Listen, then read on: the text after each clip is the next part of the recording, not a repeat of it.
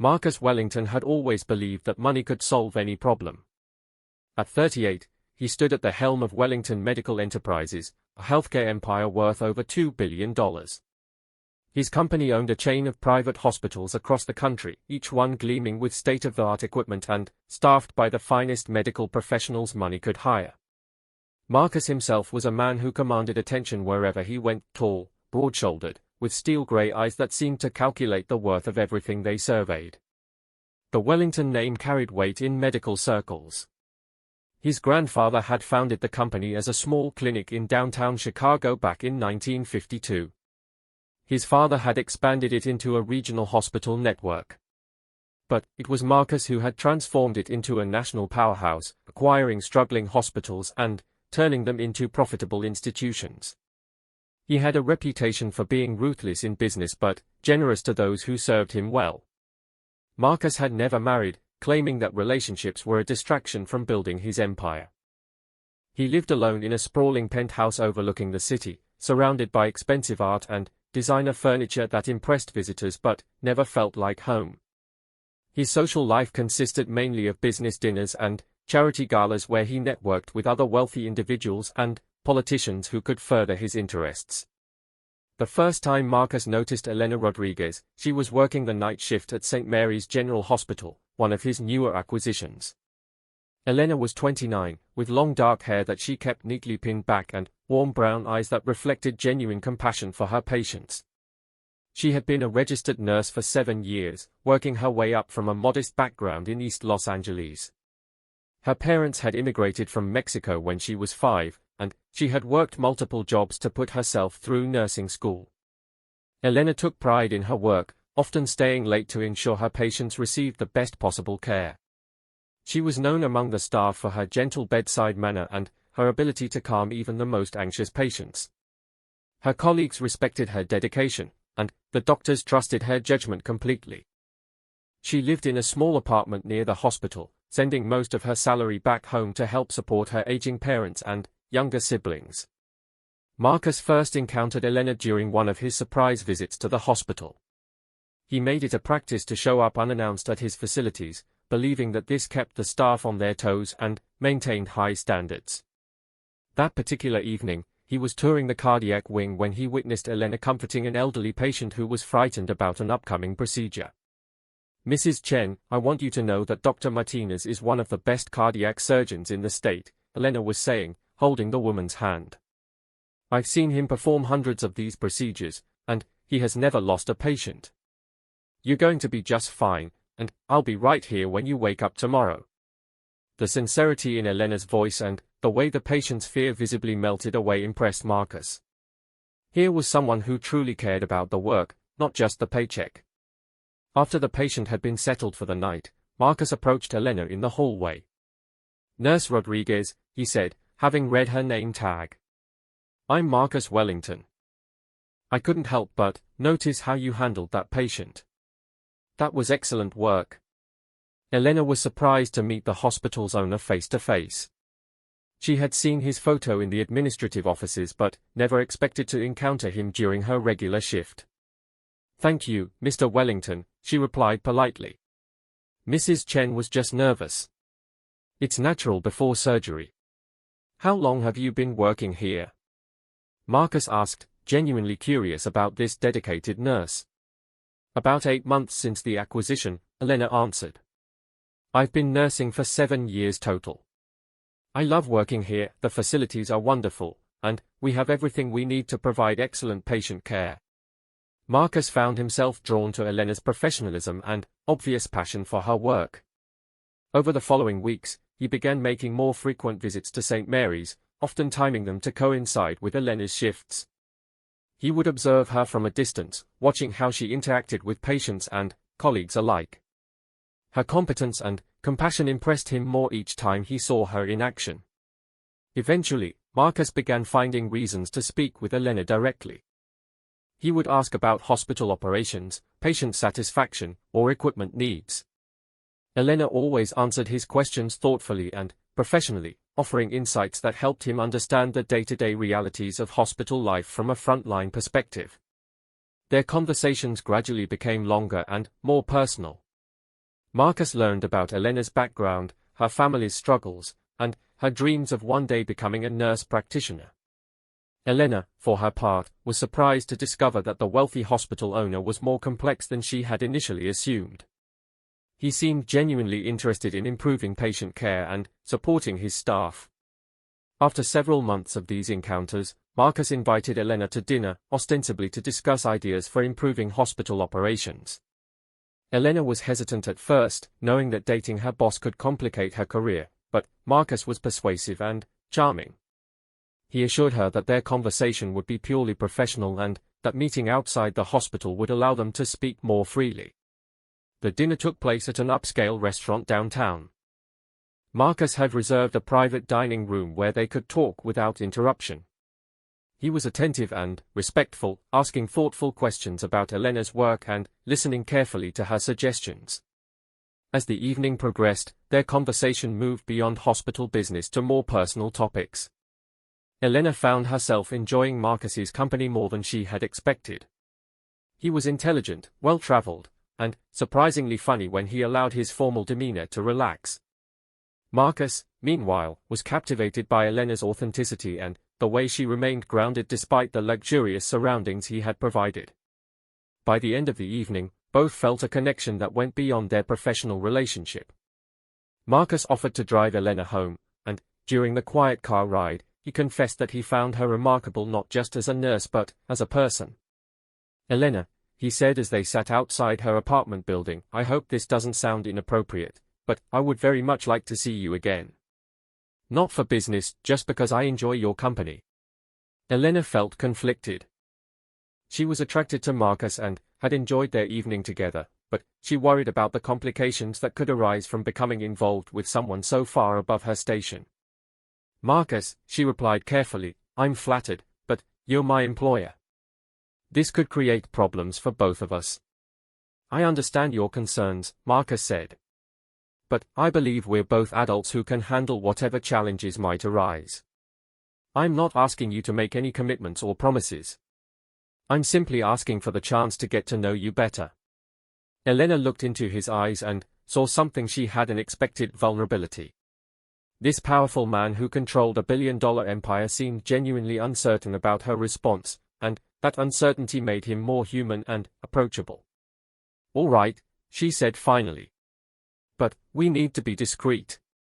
I don't want the other staff to think I'm receiving special treatment because of a personal relationship." Marcus smiled, feeling a surge of happiness that surprised him with its intensity. "Of course. We'll be as discreet as you need us to be." Over the following months, Marcus and Elena began seeing each other regularly. They would meet for dinner at quiet restaurants outside the city, take weekend trips to Marcus's lake house, or simply spend quiet evenings at Elena's apartment talking about their very different backgrounds and experiences. Marcus found himself changing in ways he hadn't anticipated. Elena's perspective on life helped him see beyond the bottom line that had always dominated his thinking. She showed him how his decisions affected real people, not just employees and shareholders, but the patients and families who depended on his hospitals for care. Elena, meanwhile, was experiencing a world she had never imagined. Marcus was generous without being condescending, treating her as an equal despite their vastly different financial situations.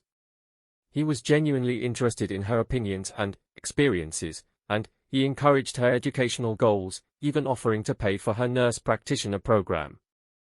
Their relationship remained secret from the hospital staff, though Elena sometimes worried that people might notice subtle changes in how Marcus interacted with her during his visits. He was careful to maintain professionalism in public, but Elena could sense the warmth in his eyes when he looked at her. As their relationship deepened, Elena began to let her guard down. She allowed herself to believe that their different backgrounds didn't matter as much as their feelings for each other. Marcus seemed to genuinely care about her dreams and ambitions, and he supported her in ways that no one ever had before. One evening, about 6 months into their relationship, Elena realized that she was falling in love with Marcus. The realization both thrilled and terrified her. She had never been involved with anyone like him, and she wondered whether their relationship could survive the pressures of their different worlds. Marcus, for his part, was also experiencing emotions he had never felt before. Elena had become the center of his world, and he found himself making decisions based on what would make her happy rather than what would maximize profits. His board of directors had noticed subtle changes in his management style, though they couldn't pinpoint the cause. Neither Marcus nor Elena realized that their secret relationship was about to become much more complicated. Elena had recently begun experiencing symptoms that she initially attributed to stress from working long shifts and maintaining a secret relationship with her powerful employer. She felt tired more often than usual and had been experiencing occasional bouts of nausea. At first, Elena dismissed these symptoms as signs that she needed to take better care of herself. She was working overtime to save money for her nurse practitioner program, and the stress of keeping her relationship with Marcus secret was taking its toll. She made appointments with her doctor but kept postponing them due to her busy schedule. Meanwhile, Marcus was beginning to consider the possibility of making their relationship public. He had never cared much about what others thought of his personal life, and he was growing tired of the secrecy that Elena insisted upon. He wanted to be able to acknowledge their relationship openly and perhaps even consider a future together. Dr. Sarah Collins sat in her private office, staring at the test results in front of her. Elena Rodriguez, one of the most dedicated nurses at St. Mary's Hospital, was pregnant. Sarah had known Elena for 3 years, since before the Wellington acquisition, and she had watched the young nurse work tirelessly to establish herself in her career. Elena was single as far as Sarah knew, focused entirely on her professional goals and supporting her family. Elena sat across from Dr. Collins, her hands clasped tightly in her lap. The news she had just received was overwhelming, and she struggled to process the implications. She had suspected something was different about her body for weeks, but pregnancy had been the furthest thing from her mind. "Are you certain?" Elena asked, though she knew that Dr. Collins wouldn't have called her in to discuss uncertain results. "The blood test confirms it," Dr. Collins replied gently. "You're about 8 weeks along." "Elena, I hope you don't mind me asking, but do you have support? Family? The father?" Elena's mind raced as she calculated the timeline. 8 weeks ago, she and Marcus had spent a long weekend at his lake house, away from the pressures of the hospital and the city. It had been a beautiful few days, and they had grown closer than ever before. She had felt so safe and loved in his arms that she had allowed herself to believe that their different worlds could somehow merge. "I need some time to process this," Elena said quietly. "Thank you, Dr. Collins. I'll call you if I have any questions." "Elena," Dr. Collins said as she prepared to leave, "I want you to know that whatever you decide, you have options. And if you need someone to talk to, I'm here." Elena nodded and left the office, her mind spinning with the enormity of what she had just learned. She drove home in a daze, barely paying attention to the traffic around her. Once in her apartment, she sat on her small sofa and tried to imagine telling Marcus the news. Their relationship, while loving and supportive, existed in a carefully constructed bubble. They met away from the hospital, away from his business associates, away from anyone who might judge or complicate their connection. Marcus had spoken about making their relationship public, but Elena had always resisted, knowing that the power dynamic between them would create problems. Now, with a baby on the way, their private world was about to collide with reality in ways that neither of them had prepared for. Elena didn't see Marcus for 3 days while she tried to figure out how to tell him. She continued working her shifts at the hospital, maintaining her professional demeanor even as her mind was consumed with worry about the future. Her colleagues noticed that she seemed distracted, but they attributed it to the usual stresses of their demanding work. Finally, Elena called Marcus and asked to meet him at a quiet cafe outside the city. She had rehearsed what she would say dozens of times, but when she saw him walking toward her table, looking handsome and confident in his expensive suit, the words seemed to stick in her throat. "You've seemed distant lately," Marcus said after ordering coffee. "Is everything all right? Are you having second thoughts about us?" Elena took a deep breath. "Marcus, I need to tell you something important. I'm pregnant." The words hung in the air between them. Marcus's expression went through several changes: surprise, confusion, and then something that might have been calculation. Elena watched his face carefully, trying to read his reaction. "Are you certain?" he asked finally. "Yes. About 8 weeks. I saw Dr. Collins a few days ago." Marcus was quiet for a long moment, staring into his coffee cup. When he looked up, his expression was unreadable. "What do you want to do?" The question felt cold to Elena, more like a business inquiry than a discussion about their future together. "What do you mean?" "I mean, what are your plans? Do you intend to keep the baby?" Elena felt a chill run through her. This wasn't the reaction she had hoped for, though she wasn't sure what she had expected. "I haven't made any decisions yet. I wanted to talk to you first, to see how you felt about it." "Elena," Marcus said carefully, "you have to understand my position. If word got out that I had gotten one of my employees pregnant, it could create significant problems for both of us. The board would question my judgment, and your career at the hospital could be affected." "Your position?" Elena repeated, her voice rising slightly. "Marcus, this is our baby we're talking about. Our child." "I understand that," Marcus replied, though his tone remained businesslike. "But we need to be practical about this situation. I can help you financially if you decide to terminate the pregnancy. If you choose to continue, we'll need to discuss how to handle the complications that will arise." Elena stared at him, seeing for the first time the calculating businessman that his competitors and employees knew. The warm, caring man she had fallen in love with seemed to have disappeared, replaced by someone thinking only about damage control and public relations. "I see," Elena said quietly. "So your first concern is protecting your reputation." "Elena, that's not fair. I'm thinking about both of our futures here. A scandal could ruin everything we've worked for." "Everything we've worked for." Elena stood up from the table. "Marcus, I think you've made your position very clear. I need to go." "Elena, wait. Let's talk about this rationally." But Elena was already walking away, her heart breaking with the realization that the man she had loved was not the man she had thought he was. The pregnancy had revealed a side of Marcus that she had never seen before, the side that viewed human relationships in terms of cost-benefit analysis and risk management. Over the next several weeks, Elena threw herself into her work with renewed intensity.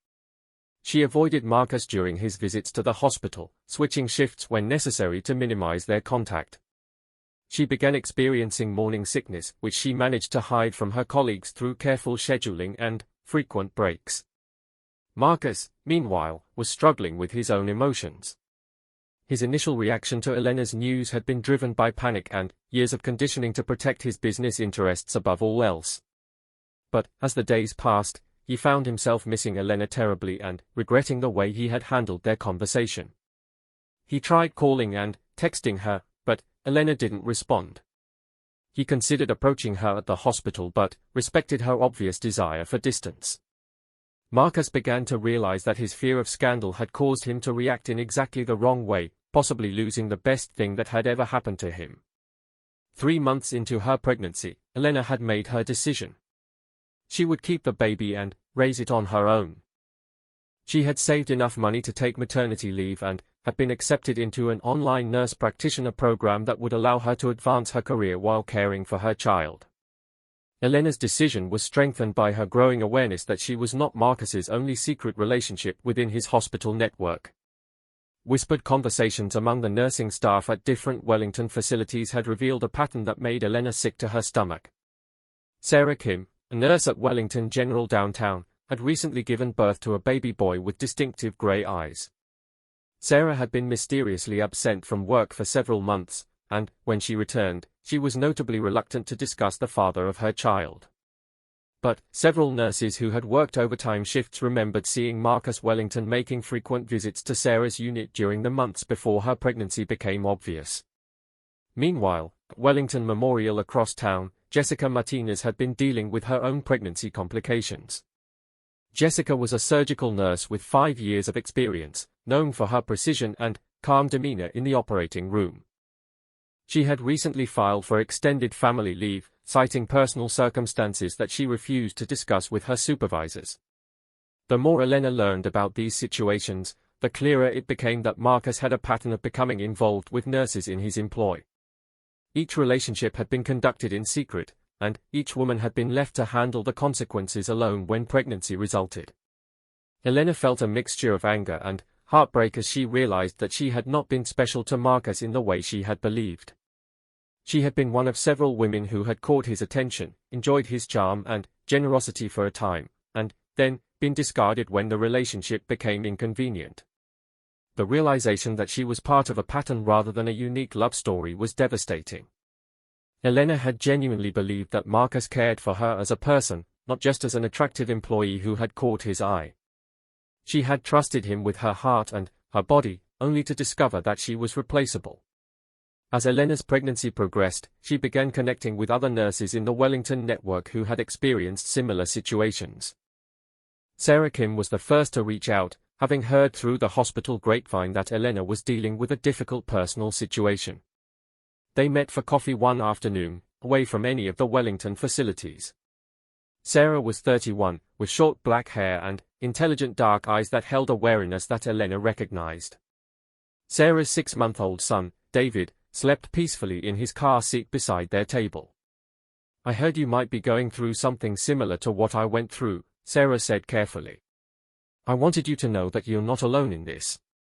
Elena looked at the beautiful baby and felt her heart clench. "How did you know?" "Word travels in our network. Plus, I saw the way he looked at you during his visits to St. Mary's. It was the same way he looked at me for a while." "How long were you together?" Elena asked. "About 7 months. He was charming, generous, attentive. He made me feel special, like I was the only woman in the world. Then, I got pregnant, and, suddenly, I became a problem to be managed rather than a person to be loved." Elena felt tears building in her eyes. "He offered to pay for me to terminate the pregnancy. When I didn't respond immediately, he seemed to assume I would just handle it quietly and not bother him with the details." "They always do," said a voice behind them. Elena and Sarah turned to see Jessica Martinez approaching their table. Jessica was in her early 30s, with auburn hair and green eyes. She looked tired but determined. "Sorry to interrupt, but I've been looking for other women who might have had similar experiences with our mutual employer." Jessica sat down and continued, "I was involved with Marcus for about 6 months last year. Same pattern, secret meetings, expensive gifts, promises about the future. When I got pregnant, he offered money for an abortion and then acted like I was being unreasonable when I wanted to discuss other options." Elena felt sick. "How many of us are there?" "I think at least 5 or 6, maybe more," Jessica replied. "Some women probably left the system entirely rather than deal with the complications. Others might have taken his money and his advice. We're the ones who decided to keep our babies and stay in our jobs." Sarah bounced her son gently as he began to stir. "The worst part is that he continues to control our work environment. We have to see him during his hospital visits, pretend that nothing happened, and watch him charm new nurses who don't know his pattern." Elena realized that her personal heartbreak was just the beginning of a much larger problem. Marcus wasn't just a man who had made poor choices in his personal life, he was someone who had systematically used his power and position to manipulate vulnerable employees. "What are we going to do?" Elena asked. "We can't just let him continue this pattern." Jessica leaned forward. "I've been thinking about that. We have rights, both as employees and as the mothers of his children. He can't just pretend we don't exist and hope we'll disappear quietly." "But he has so much power," Sarah said. "He could make our lives very difficult if we try to confront him. We could lose our jobs, our references, everything we've worked for." "We could also band together," Elena suggested. "Strength in numbers. If we support each other and present a united front, it will be harder for him to dismiss us or retaliate against us." Over the following weeks, the 3 women began meeting regularly. They shared their experiences, their fears, and their hopes for the future. Elena learned that Marcus had used remarkably similar approaches with each of them: the gradual building of trust, the expensive dinners and trips, the promises of discretion and special treatment. Each woman had fallen for his charm in her own way, and each had been devastated when his true priorities became clear after pregnancy changed the stakes of their relationships. They had all tried to handle their situations quietly and professionally, but the isolation and financial stress were taking their toll. Elena's pregnancy was progressing well, but the emotional stress of her situation was affecting her work performance. She found it difficult to concentrate during long shifts, and the morning sickness was making it hard to maintain her usual energy levels. She worried constantly about how she would support a child on a nurse's salary while potentially facing retaliation from Marcus if their relationship became public knowledge. Sarah was dealing with the challenges of being a single mother while working full-time. Childcare was expensive, and she often had to work overtime to make ends meet. She lived in constant fear that Marcus might try to interfere with her son's life or use his influence to make her job more difficult. Jessica was facing similar struggles, though she was St. The discovery of Marcus Wellington's pattern became clearer when Maria Santos reached out to Elena through a mutual friend at Wellington Regional. Maria was a veteran nurse with 12 years of experience, and she had information that would change everything the women thought they knew about their situation. Maria requested a private meeting at a small diner outside the city, far from any Wellington facility. When Elena arrived, she found a woman in her mid-30s with graying hair and tired eyes. Maria's hands shook slightly as she sipped her coffee, and Elena could sense the weight of secrets she was carrying. "I heard through the network that you and some others are dealing with difficult situations involving Marcus Wellington," Maria began carefully. "I need to tell you something, but I'm scared about the consequences." Elena reached across the table and touched Maria's hand. "Whatever you have to say, we're here to support each other." "What happened to you?" Maria took a deep breath. "My daughter Anna is 7 years old. She has his eyes, those distinctive gray eyes that everyone in his family has. I was involved with Marcus 9 years ago, when I was working at his first acquired hospital." Elena felt her stomach drop. 9 years ago? But that means this pattern has been going on for at least a decade, probably longer. Anna isn't his only older child. There are others, scattered throughout the system. Some mothers left the company entirely.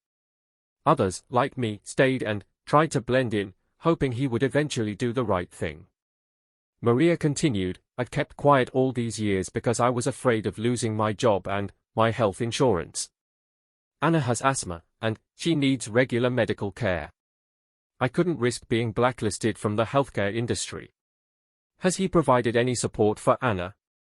Elena asked. "Nothing official. No child support, no acknowledgement. Once a year, an anonymous cashier's check appears in my mailbox, enough to cover some of Anna's medical expenses but not nearly enough to make a real difference. There's never a note, never any direct communication." Elena felt a mixture of anger and sadness wash over her. Marcus had been systematically creating children and then abandoning them, leaving their mothers to struggle alone while he continued his pattern with new victims. "Maria, we're building a group of women who've been through similar experiences. Would you be willing to meet with us? We're trying to figure out how to protect ourselves and our children." Maria nodded slowly. "I've been alone with this secret for so long. It would be a relief to finally talk to people who understand." Over the next month, their small group grew as more women came forward. Through careful networking and discreet inquiries, Elena discovered that Marcus's pattern of behavior extended back at least 15 years and involved at least 8 women that they could identify. Rachel Thompson had worked at Wellington's first acquisition and had twin daughters who were now 13. She had moved to a different state after her pregnancy, but financial difficulties had forced her to return to the area. Her girls were bright and talented, but Rachel struggled to provide them with the opportunities that other children took for granted. Amy Chen was a recent addition to their group. She worked at the newest Wellington facility and was currently 6 months pregnant. Her situation was complicated by the fact that she was an international nurse on a work visa. She feared that any controversy could jeopardize her immigration status and force her to return to China, where she would face social stigma and limited opportunities as a single mother. Lisa Park had given birth to Marcus's son 3 years ago and had been dealing with the emotional and financial challenges ever since. Her boy, Michael, was a cheerful toddler who loved books and building blocks. Lisa worked double shifts to afford decent childcare and had given up her plans for furthering her education. As their group expanded, the women began to understand the full scope of the situation they were facing. Marcus had fathered at least 9 children with nurses in his employ, spanning more than a decade. None of these children received official acknowledgement or support. None of the mothers had been offered anything beyond minimal financial assistance that came with implicit expectations of silence. Elena found herself serving as the coordinator for their growing network. She organized their meetings, maintained secure communication channels, and helped new members feel safe in sharing their experiences. Her own pregnancy was progressing well, but the stress of learning about Marcus's extensive pattern of behavior was taking an emotional toll. The women began discussing their options, which seemed limited and fraught with risk. They could continue to suffer in silence, hoping that Marcus would eventually accept responsibility for his actions. They could pursue legal action, knowing that they would be fighting someone with vast financial resources and political connections. Or they could try to find a middle ground that would provide some measure of justice for their children without destroying their own careers. Sarah Kim, whose son David was now walking and beginning to say his first words, had been researching legal options. "I've been reading about paternity suits and child support laws," she told the group during one of their meetings.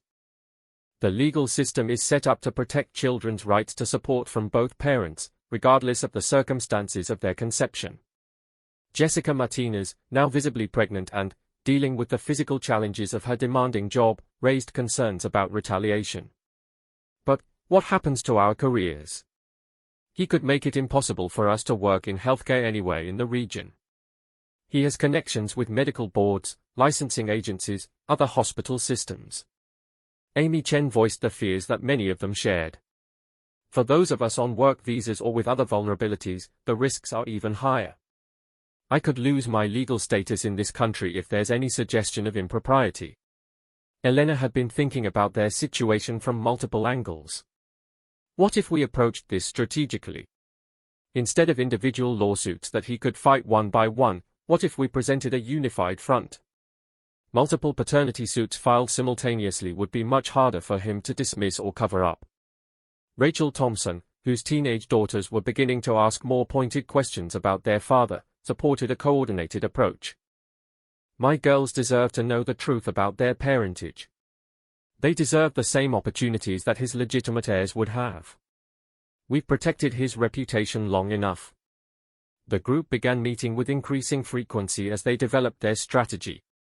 Elena used her organizational skills to create detailed documentation of each woman's situation, including timelines of their relationships with Marcus, evidence of their children's paternity, and records of any communications or support they had received.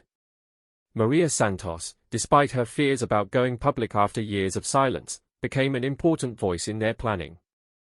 Her daughter Anna was old enough to understand some of what was happening, and Maria wanted to ensure that all of Marcus's children would have the opportunity to know each other and claim their rightful place in the world. The women also began researching Marcus's financial situation and business practices. They discovered that Wellington Medical Enterprises had been extremely profitable in recent years, partly due to aggressive cost-cutting measures that had reduced staffing and benefits for frontline workers. The irony was not lost on them that they had helped generate the wealth that Marcus was now hoarding while his own children struggled. Elena's pregnancy was entering the 3rd trimester, and she was beginning to feel the physical limitations that came with advanced pregnancy. Working long shifts as a nurse while carrying a baby was challenging under the best circumstances, but the stress of coordinating their group's activities and planning for an uncertain future was exhausting. One evening, as Elena sat in her small apartment reviewing legal documents and correspondence from the other mothers, she felt the baby kick strongly. She placed her hand on her belly and made a promise to her unborn child that she would not allow Marcus to ignore or abandon this baby the way he had his other children. The women had decided to consult with a family law attorney who specialized in paternity and child support cases. Elena had found Barbara Mitchell through referrals from women's advocacy groups, and their initial consultation had been encouraging. Barbara Mitchell was a woman in her 50s with silver hair and piercing blue eyes who had built her career fighting for the rights of women and children. She listened to their stories with professional attention and growing outrage. "What you're describing is a pattern of systematic exploitation," Barbara told them during their group meeting. "This man has used his position of power to manipulate vulnerable employees, and then abandoned his responsibility to the children he fathered. The law is very clear about parental obligations." Barbara explained that they had strong cases for paternity and child support, especially with multiple women coming forward with similar experiences.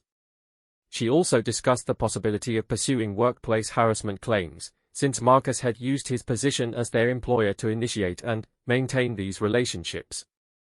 However, Barbara continued, "You need to understand that this will likely become a very public fight. Marcus Wellington has the resources to hire the best legal team money can buy, and they will try to discredit each of you individually and collectively." The women understood the risks, but they also understood that continuing to remain silent meant accepting a future where their children would never receive the support and recognition they deserved. They had seen too many examples of Marcus's callousness and indifference to believe that he would ever voluntarily change his behavior. Elena made the decision to proceed with legal action when her daughter was born 6 weeks later. Baby Sophia arrived healthy and beautiful, with her father's distinctive grey eyes and her mother's dark hair. Holding her newborn daughter for the first time, Elena felt a surge of protective fury that strengthened her resolve. Sophia deserved better than to grow up wondering why her father had abandoned her. She deserved the financial support that would allow her to pursue her dreams without the constant struggle that Elena had faced. Most importantly, she deserved to know the truth about her parentage and to have the opportunity to build relationships with her half-siblings. The other women rallied around Elena during her maternity leave, bringing meals and gifts for the baby while continuing to build their legal case. Sarah's son David was now toddling around and babbling constantly, bringing joy to the group meetings despite the serious nature of their discussions. Jessica gave birth to her son Carlos 3 months after Sophia's arrival. Like his half-siblings, Carlos had the telltale grey eyes that marked him as one of Marcus's children. Jessica's delivery was complicated by stress-related hypertension, but both mother and baby recovered well. Amy Chen was approaching her due date when the group made the final decision to move forward with legal action.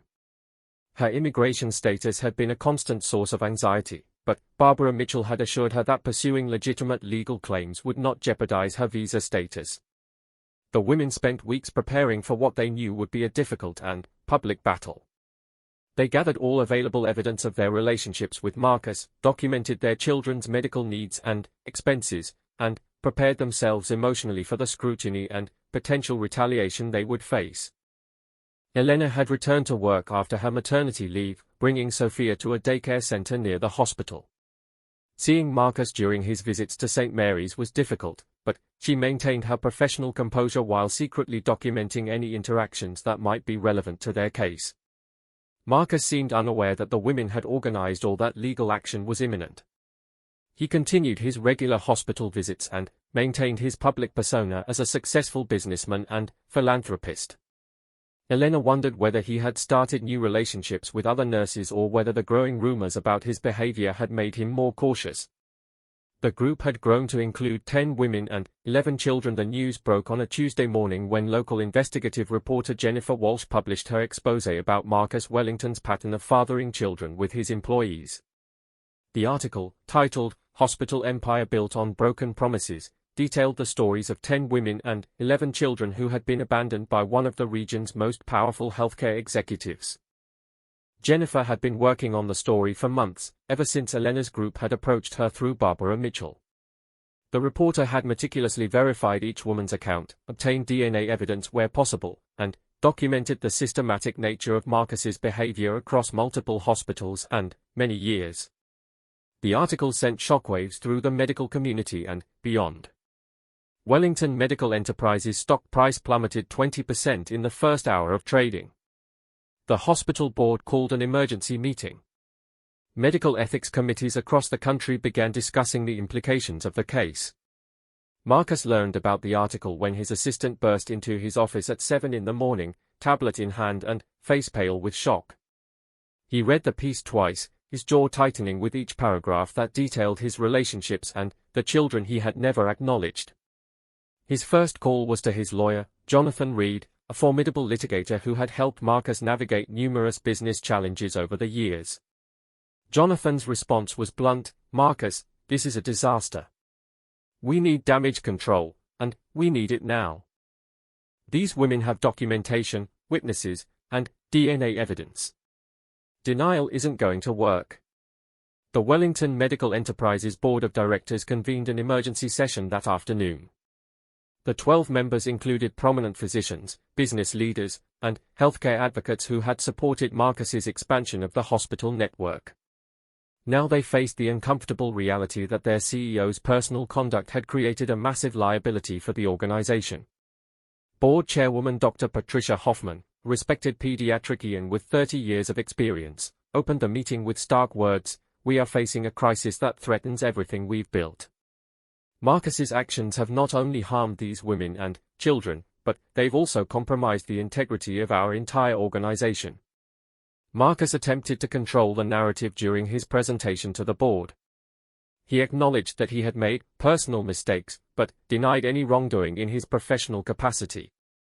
He argued that his relationships had been consensual and that the women were now seeking financial gain through public accusations. The board members were not convinced. Dr. Michael Chen, who had joined the board 2 years earlier, pointed out the power imbalance inherent in Marcus's relationships with his employees. These weren't casual relationships between equals. This was a pattern of exploitation that created hostile work environments for vulnerable staff members. Meanwhile, Elena and the other mothers were dealing with the immediate aftermath of going public. The response from their colleagues was overwhelmingly supportive, but they also faced scrutiny from media outlets and skepticism from some quarters about their motivations. Elena returned to work at St. Mary's to find an outpouring of support from her nursing colleagues. Many shared their own stories of uncomfortable interactions with Marcus or other powerful figures in healthcare. The solidarity was encouraging, but Elena also felt the weight of representing not just herself but all the other mothers and children affected by Marcus's actions. Sarah Kim found herself fielding calls from reporters interested in her perspective as the mother of one of Marcus's older children. Her son David, now a bright and energetic toddler, was blissfully unaware of the storm surrounding his parentage, but Sarah worried about how the publicity would affect him as he grew older. Jessica Martinez was dealing with the physical demands of caring for her infant son Carlos while managing the stress of the legal proceedings. The media attention was particularly challenging because she valued her privacy and had never wanted to be a public figure. Amy Chen had given birth to her daughter Mai just days before the story broke. As a recent immigrant, she was particularly concerned about how the publicity might affect her standing in the community and her professional reputation. The legal proceedings moved quickly once the story became public. Barbara Mitchell filed paternity suits on behalf of all 10 women simultaneously, seeking child support, medical expenses, and educational costs for the children. The coordinated filing prevented Marcus from addressing the cases individually and highlighted the systematic nature of his behavior. Marcus's legal team, led by Jonathan Reed, initially attempted to challenge the jurisdiction and timing of the suits. They argued that some of the relationships had occurred years earlier and that the statute of limitations had expired for certain claims. Barbara Mitchell countered that ongoing child support obligations reset the clock and that Marcus's pattern of concealment had prevented the mothers from pursuing timely legal action. The DNA evidence was overwhelming. Court-ordered paternity tests confirmed that Marcus was indeed the biological father of all 11 children. The distinctive Wellington family features, particularly the gray eyes that appeared in generation after generation, made genetic confirmation almost unnecessary, but the legal documentation was crucial for establishing support obligations. Public opinion was decisively against Marcus. Social media campaigns supporting the mothers gained traction, with healthcare workers sharing their own experiences of workplace harassment and power imbalances. The #Wellington accountability trended for weeks as people demanded justice for the affected families. The financial implications of the case were staggering. Barbara Mitchell's calculations showed that Marcus owed hundreds of thousands of dollars in back child support, with ongoing monthly obligations that would total millions over the coming years. The educational and medical expenses for 11 children would represent a significant drain on his personal wealth. Marcus's business empire was also under attack. Several major insurance companies began reviewing their contracts with Wellington Medical Enterprises, citing concerns about leadership integrity and ethical violations. Healthcare workers' unions called for boycotts of Wellington facilities until Marcus was removed from his position. The hospital board faced mounting pressure from multiple directions. Investors were demanding Marcus's resignation to protect the company's reputation and stock value. Medical staff at various Wellington facilities were circulating petitions calling for new leadership. Patient advocacy groups were questioning whether they could trust an organization led by someone who had systematically exploited his employees. Dr. Patricia Hoffman found herself in the difficult position of balancing the board's fiduciary responsibility to shareholders with their ethical obligations to employees and patients. Marcus had been an effective CEO from a business perspective, growing the company's revenue and expanding its market presence.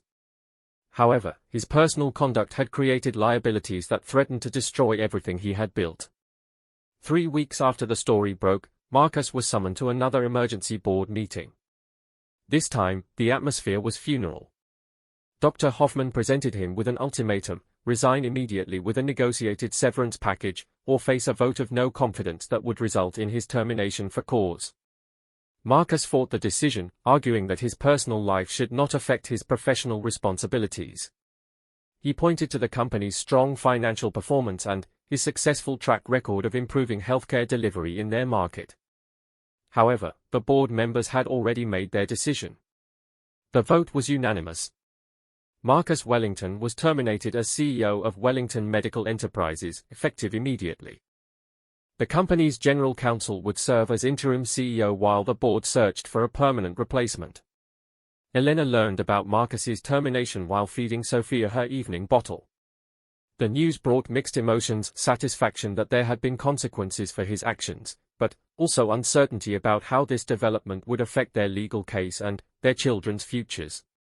The mother's legal team saw Marcus's termination as validation of their claims and evidence that their case had merit. However, they also worried that his reduced income might affect his ability to pay child support. Barbara Mitchell assured them that Marcus's personal wealth extended far beyond his salary and that he had assets that could be attached to ensure payment. Marcus's fall from grace was swift and complete. Within a month, he had lost his position, his reputation, and much of his social standing. Former allies in the business community distanced themselves from him, and his name became synonymous with corporate misconduct and personal irresponsibility. The mothers, meanwhile, were adjusting to their new reality as public figures in an important legal case. Elena found herself speaking at healthcare conferences and women's advocacy events, sharing her story and encouraging other women to speak out against workplace harassment and exploitation. Sarah Kim started a support group for single mothers in healthcare, providing resources and emotional support for women dealing with similar challenges. Her experience coordinating with the other Wellington mothers had shown her the power of collective action and mutual support. Jessica Martinez used her newfound platform to advocate for better workplace protections for healthcare workers, particularly focusing on policies that would prevent supervisors from exploiting their positions of power over employees. The legal proceedings continued for months as both sides engaged in complex negotiations over child support amounts, payment schedules, and additional responsibilities. Marcus's lawyers attempted to minimize his obligations, arguing that he should not be penalized for the mother's decisions to keep their children. Barbara Mitchell countered with evidence of Marcus's substantial wealth and his moral and legal obligations to support his children. She presented detailed financial analyses showing that even substantial child support payments would represent only a small fraction of his net worth. The case also raised broader questions about corporate governance and executive accountability. Business schools began using the Wellington case as an example of how personal conduct can affect professional responsibilities and organizational integrity. Medical licensing boards reviewed Marcus's case to determine whether his conduct violated professional ethics standards for healthcare executives. While he was not a practicing physician, his leadership role in healthcare organizations came with certain expectations about moral character and professional behavior. Elena's daughter Sophia was growing rapidly, developing her own personality and bringing joy to her mother's life despite the ongoing legal battles. Elena often looked at her daughter's gray eyes and wondered what kind of relationship, if any, Sophia would eventually have with her father and half-siblings. The other children were at various stages of development, from Rachel's teenage twins who were old enough to understand the situation, to newborn Mai who would grow up knowing her father's identity from the beginning. Each child represented both a challenge and an opportunity for Marcus to demonstrate whether he was capable of growth and redemption. As the first year of legal proceedings drew to a close, it became clear that the case would reshape not only the lives of the families involved but also standards of behavior for executives across the healthcare industry. The mothers had achieved something remarkable. They had held a powerful man accountable for his actions and had ensured that their children would receive the support they deserved. However, their fight was far from over. The legal system moved slowly. 2 years after the initial legal filing, the family court reached a comprehensive settlement that would reshape the lives of all parties involved. Judge Margaret Foster, who had presided over the complex case, announced the final terms during a packed courtroom hearing that drew national media attention. Marcus Wellington was ordered to pay substantial monthly child support for all 11 children, with amounts calculated based on his considerable personal wealth rather than his lost employment income. The payments would continue until each child reached the age of 25, with additional provisions for college tuition and medical expenses. Beyond financial support, the court mandated that Marcus establish a trust fund for each child's future education and healthcare needs. The total value of these trust funds exceeded $5 million, representing a significant portion of Marcus's liquid assets and investment portfolio. Elena sat in the courtroom holding 18-month-old Sophia, who had grown into a curious and energetic toddler with her father's distinctive gray eyes and her mother's determined spirit. As Judge Foster read the settlement terms, Elena felt a mixture of relief and vindication. The legal victory represented more than financial security. It was acknowledgement that her daughter and the other children had rights that their father could not simply ignore. The settlement also included non-monetary provisions that the mothers had fought hard to secure. Marcus was required to undergo counseling to address his pattern of exploitative behavior. He was prohibited from seeking employment in any supervisory capacity within the healthcare industry for 5 years, effectively ending his career in the field he had once dominated. Most importantly for the children's futures, the settlement established a framework for them to know each other and, if they chose, to have a relationship with their father. Regular supervised meetings would allow the children to build relationships with their half-siblings, creating an extended family network that had been denied to them previously. Sarah Kim watched the proceedings while her son David, now 3 years old, played quietly with toys in the courtroom childcare area. David had begun asking questions about his father as he noticed that other children had daddies who lived with them. Sarah was relieved that she would finally be able to provide honest answers about David's parentage and his large extended family of half-siblings. Marcus himself appeared subdued throughout the hearing. The confident, commanding presence that had once intimidated employees and impressed business associates had been replaced by a man who seemed to fully grasp the consequences of his actions for the first time. His legal team had advised him to accept the settlement rather than risk an even less favorable outcome at trial. Jessica Martinez felt particular satisfaction as the judge announced the healthcare provisions of the settlement. Her son Carlos had been born with a heart condition that required ongoing medical care, and the knowledge that his treatment would be fully covered lifted an enormous burden from her shoulders. Amy Chen, whose immigration status had been a constant source of anxiety during the proceedings, received additional security through the settlement. The court-mandated child support payments would provide documentation of her established ties to the United States, strengthening her case for permanent residency and eventual citizenship. The older children were beginning to understand the significance of the legal proceedings. Rachel Thompson's twin daughters, now 15, had been following the case closely and felt pride in their mother's courage in pursuing justice. They looked forward to meeting their younger half-siblings and learning more about their father's family history. Maria Santos, whose 9-year-old daughter Anna had been the first to connect Elena with the broader network of affected families, felt emotional as the judge concluded the hearing. After years of silence and financial struggle, Anna would finally receive the support she deserved, including treatment for her asthma and opportunities for enrichment activities that had previously been beyond reach. The mothers had also achieved victories beyond the courtroom. Their coordinated action had inspired changes in hospital governance and employment policies throughout the industry. Wellington Medical Enterprises, under new leadership, had implemented comprehensive anti-harassment training and clear reporting procedures for inappropriate conduct by supervisors. Elena had become an unexpected advocate for workplace rights, speaking at conferences and consulting with other organizations about preventing exploitation of employees. Her nursing career had evolved to include a focus on healthcare policy and employee protection, allowing her to create positive change on a broader scale. The support network that had formed among the mothers remained strong even after the legal victory. They continued meeting regularly, now focusing on their children's development and maintaining the relationships they had built during their fight for justice. Their shared experience had created bonds that extended far beyond their common connection to Marcus. Lisa Park, whose son Michael was now 5 years old and preparing for kindergarten, had used the stability provided by the settlement to return to school herself. She was pursuing a master's degree in nursing administration, with plans to work toward preventing the kind of exploitation they had all experienced. The children were thriving in their new circumstances. Sophia was walking and beginning to talk, delighting Elena with her curiosity and intelligence. The financial security provided by the settlement allowed Elena to reduce her work hours and spend more time with her daughter during these crucial early years. David Kim had become the unofficial big brother of the group, protective of the younger children during their supervised play sessions. Sarah enrolled him in preschool programs that had previously been beyond her budget, and he was showing early signs of academic talent.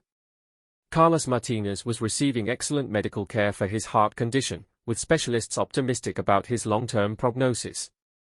Jessica was able to focus on his health needs without the constant worry about medical bills that had consumed her thoughts during his early months.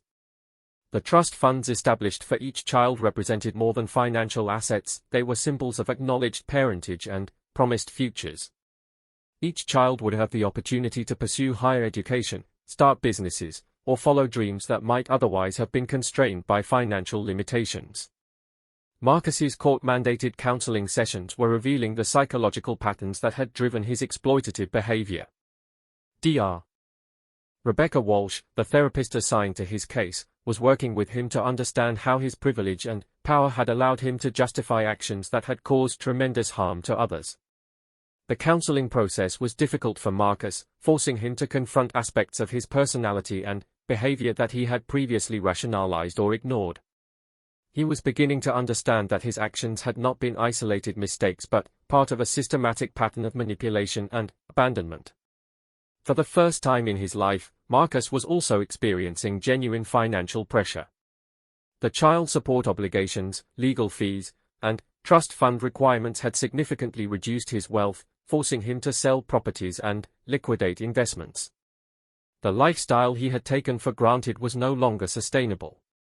The supervised visitation sessions with his children were emotionally challenging for everyone involved. The older children, particularly Rachel's twins, were initially angry and skeptical about their father's intentions. The younger ones were simply confused about why this man was suddenly part of their lives. Elena had mixed feelings about Sophia's interactions with Marcus during these sessions. She wanted her daughter to have the opportunity to know her father, but she remained wary of his capacity for manipulation and selfishness. The presence of court-appointed supervisors provided some comfort, ensuring that the visits remained focused on the children's welfare rather than Marcus's desires for absolution. The media attention surrounding the case had largely subsided, but its impact continued to resonate throughout the healthcare industry and beyond. Business schools incorporated the Wellington case into their ethics curricula, using it as an example of how personal conduct affects professional responsibilities and organizational integrity. Professional licensing boards across multiple states had updated their standards to address the kind of exploitation that Marcus had perpetrated. Healthcare organizations implemented more rigorous background checks and ongoing monitoring of supervisory relationships. Elena found herself increasingly involved in policy discussions about workplace protection and children's rights. Her articulate advocacy and first-hand experience made her a compelling spokesperson for reform, leading to invitations to speak at national conferences and consult with legislative committees.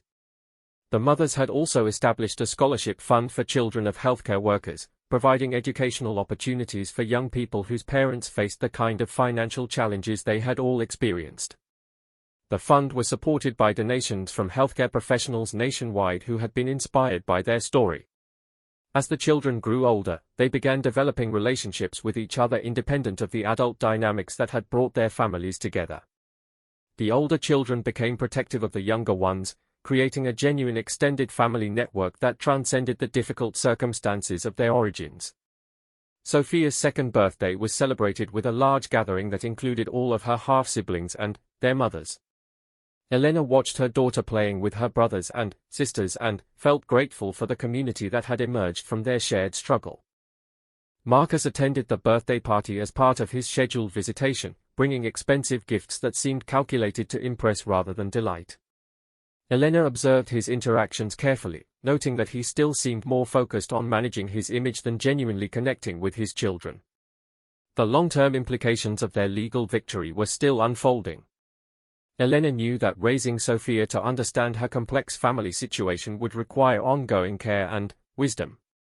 She was committed to ensuring that her daughter would know the truth about her parentage while also understanding her own worth independent of her father's acknowledgement. The other mothers shared similar concerns about helping their children navigate relationships with a father who had proven unreliable and self-centered. They continued supporting each other through these challenges, drawing on the strength they had discovered during their fight for justice. 3 years after Sophia's birth, Elena reflected on how dramatically her life had changed. She had evolved from a struggling single nurse into a financially secure mother and respected advocate for women's rights. The journey had been painful, but it had also revealed capabilities and strengths she hadn't known she possessed. The children were all healthy and thriving, with bright futures assured by the trust funds and support systems established through their mother's courage and determination. They would grow up knowing their worth and their rights, equipped with the knowledge that even the most powerful people could be held accountable for their actions. Elena looked ahead to the continuing challenges of single parenthood while also celebrating the community and security they had built together. Sophia would never wonder whether she was wanted or valued. She was surrounded by evidence of the lengths her mother and extended family had gone to protect her rights and ensure her future. The Wellington case had become more than a personal victory for 10 women and 11 children. It had sparked broader conversations about power, accountability, and justice that would continue to influence workplace policies and legal standards for years to come. Most importantly, it had demonstrated that even the most vulnerable people could achieve justice when they stood together and refused to accept silence and abandonment as their only options. As Elena tucked Sophia into her crib that night, she whispered the same promise she had made before her daughter's birth, that Sophia would never have to fight alone for recognition and respect.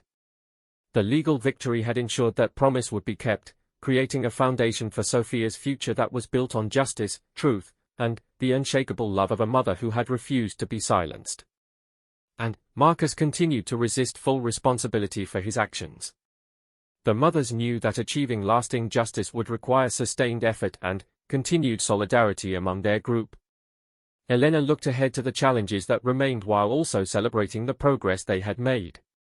Sophia was healthy and thriving, surrounded by a community of strong women who had fought for her rights before she was even old enough to understand what that meant.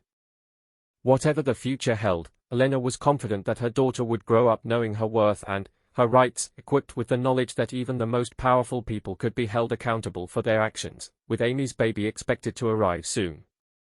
They represented a cross-section of the nursing profession, women of different ages, ethnicities, and backgrounds who had all fallen victim to the same pattern of manipulation and abandonment.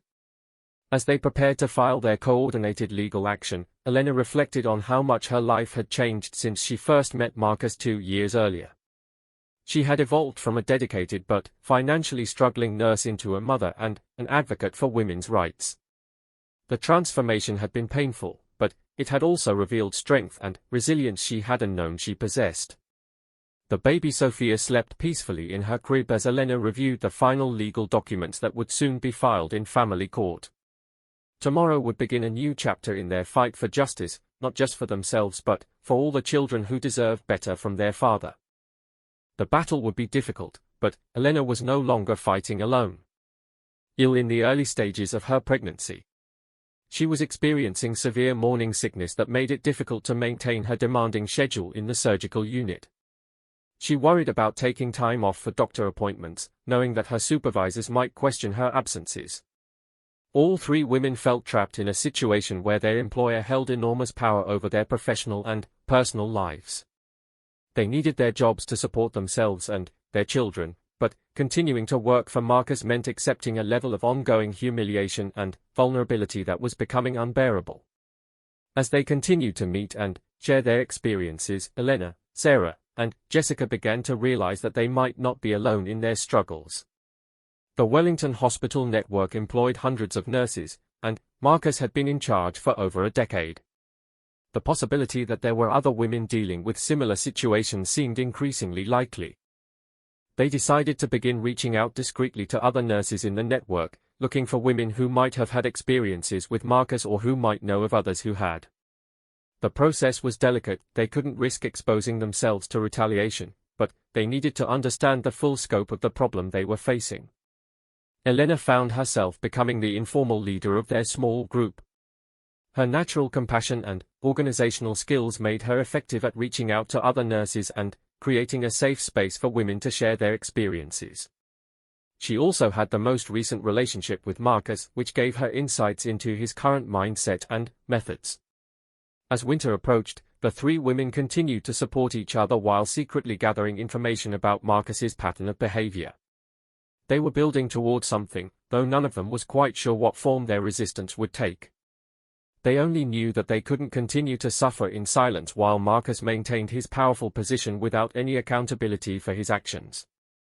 The babies growing inside Elena and Jessica represented both hope and challenge.